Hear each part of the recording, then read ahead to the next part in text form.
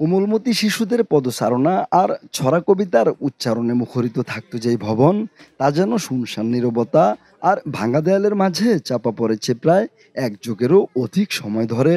ভবনের নামের পাশে পরিত্যক্ত উপাধি যেন শোভা পেয়েছে প্রায় শতভাগ।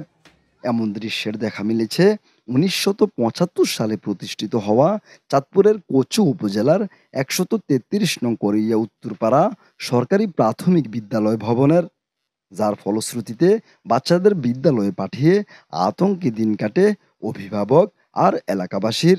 এখানে আমরা যারা আমাদের বাচ্চা কাচ্চা যারা আছে, আমাদের ভাই ভাতিজা এখানে যারা ক্লাস করছে, যারা গার্ডিয়ান আছে, তারা সবাই সবসময় আতঙ্কগ্রস্ত থাকে, ভীত সন্ত্রস্ত থাকে যে যে কোনো মুহূর্তে এটাতে যে কোনো ধরনের অপ্রীতিকর ঘটনা ঘটতে পারে। হয়তোবা একটা এই প্লাস্টার খসে পড়তে পারে তার মাথায়, বাচ্চা যে কোনো ধরনের একটা অ্যাক্সিডেন্ট ঘটতে পারে।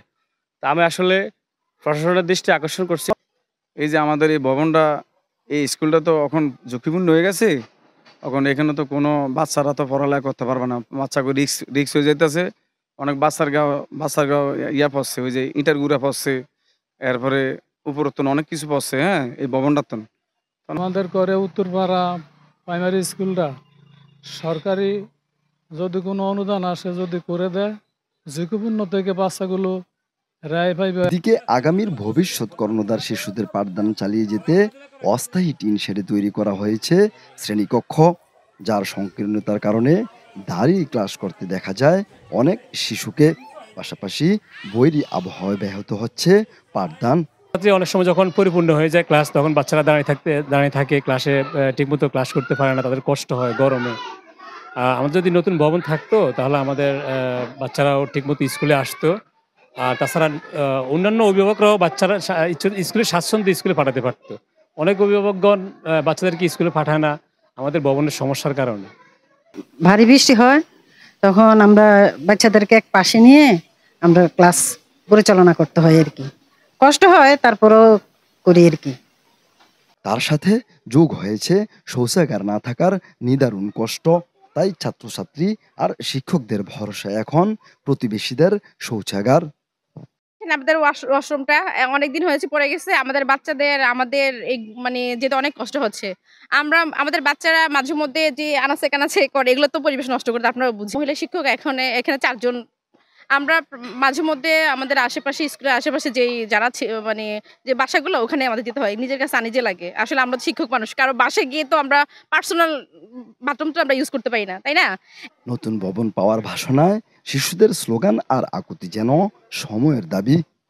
আমরা যখন ক্লাস করি তখন আমরা খুব ভয় পাই। টিনশেড ঘরে কখনো আমাদেরকে দাঁড়া থাকতে হয়, আমরা বেঞ্চ পাই না। আমরা তাহলে চাই যে সরকার যেন আমাদেরকে নতুন ভবন একটি তৈরি করে দেয়। ভয় লাগছে। উপর থেকে ইটা পড়বে। বৃষ্টি পড়ার সময় আমাদের ক্লাসের সময় পানি পড়ে দেখে আমরা ভালো মতন ক্লাস করতে পারি না। বৃষ্টি হলে আমাদের বৃষ্টির পানি আর কি বেঞ্চে পড়ে, আমাদের ব্যাগ সব ভিজে যায়।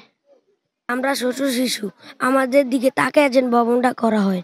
আমি নতুন ভবন চাই। জীবনের ঝুঁকি নিয়ে পরিত্যক্ত ভবনে অফিস করে শিক্ষার আলো পৌঁছে দিলেও বিদ্যালয়ের একটি নতুন ভবনের আকুতি কখনো পৌঁছায়নি সংশ্লিষ্টদের সবুজ ফিতার ফাইলে।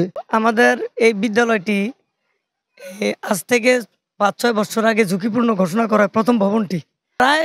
প্রায় বছরেই আমাদের এখানে উপজেলা যারা সংশ্লিষ্ট কর্তৃপক্ষ, ওনাদেরকে আমরা বিভিন্নভাবে নিয়ে আসি এবং সবাই এই বিদ্যালয়ের করুণ অবস্থা দেখে সবাই আমাদেরকে আশ্বস্ত করেন যে বিদ্যালয় ভবনটি হবে। কিন্তু আসলে মানে প্রতি বছরে আমরা ভবনের তথ্য দিই। এই বছরও আমরা 2 বার ভবনের তথ্য দিয়েছি। এটির সার্বিক পরিস্থিতি শুনে সরজমিনে যাওয়ার সিদ্ধান্ত নেন সদ্য স্থানান্তরিত হয়ে আসা কচুয়া উপজেলা শিক্ষা অফিসার শাহিনা বেগম। স্কুলটা তো আমি অবশ্যই কামিং ডেতে অবশ্যই আমি পরিদর্শন করব এবং কেন শিশুরা বসতে পারে না এখানে এখন আপাতত সাময়িক কি ব্যবস্থা নেওয়া যায় আমি উপজেলা নির্বাহী অফিসারের সাথে কথা বলবো। আমাদের কোনো ফান্ড থাকলে আমরা সেটা লোকালি চেষ্টা করব।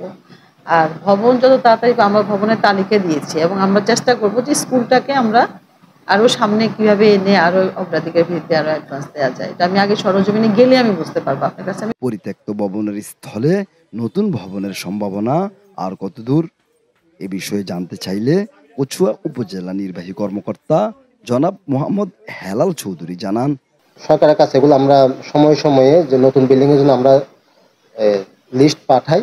এখন এটার নাম প্রস্তাবটা গেছে কিনা আমরা খোঁজ নিচ্ছি, আমি এখন খোঁজ নিচ্ছি, আপনি এখন বলতেছেন, এর আগে আমি অবগত ছিলাম না। এখন যদি এরকম যদি দেখতে হবে যে অনেকগুলো লিস্ট পাঠানো আছে, গভর্নমেন্ট যখন বরাদ্দ দেয় ওই অনুযায়ী কাজ শুরু হয়। আপনারা জানেন কচুয়াতে অনেকগুলো এরকম কাজ চলতেছে প্রাইমারি স্কুলের বিল্ডিং এ।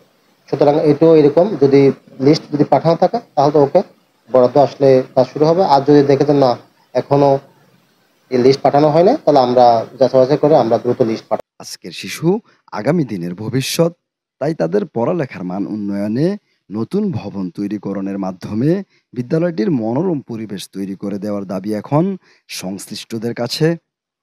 তাহলেই বলা যাবে চারদিকে সবুজে ঘেরা বিদ্যালয় যেন ফুলের মেলা। এখানেই তো স্বপ্নের শুরু, নতুন দিনের পথ চলা। Jabed Hossain, NTV online.